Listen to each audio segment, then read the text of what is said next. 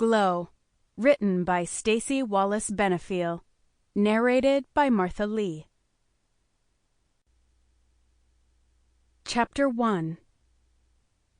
The boy walked through the front door of the Seesaw Diner, pulled up the edge of his threadbare gray t-shirt and wiped the sweat from his sunburned face. He paused, looking around the seating area, which was empty except for Melody and me sitting in a booth in the corner. Satisfied that we were nothing to contend with, he sat down at the counter by the cash register. Shrugging off his dirty orange backpack, he set it on the stool next to him. The diner owner's daughter, Amanda, slid a menu down the counter toward the boy. "Let me know when you're ready to order." He pushed the menu away. "Can I have a water and a coffee?" Amanda nodded, putting the menu back by the register. "Do you want the coffee iced? It's a scorcher out there." "No, thanks." Filling a large glass with ice water out of a pitcher with one hand and pouring the cup of coffee with the other, Amanda spoke to the boy over her shoulder. "You been backpacking up the mountain?" He stared at the back of her head, making no effort to reply. She set the beverages down in front of him.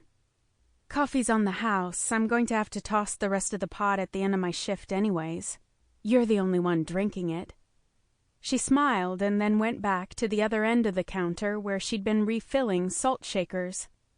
Holding the water glass with both hands, he put it to his mouth and drank greedily. After he'd finished the water, he got up, leaving his coffee and backpack behind, and went into the men's restroom. He splashed water on his face and dried it with a paper towel, studying his reflection in the mirror.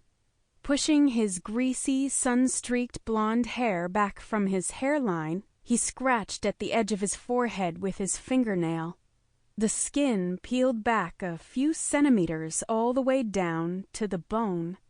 A tiny bit of thick, gelatinous blood rose to the surface. "Damn," he said, letting his hair fall back across his forehead, hiding the defect. He turned and pulled his shirt up his back. The space between his shoulder blades was rubbed raw, and the skin above the waistband of his shorts looked dead and gray. The boy returned to the dining area and put his backpack on the counter, unzipping it. Still standing, he downed the coffee.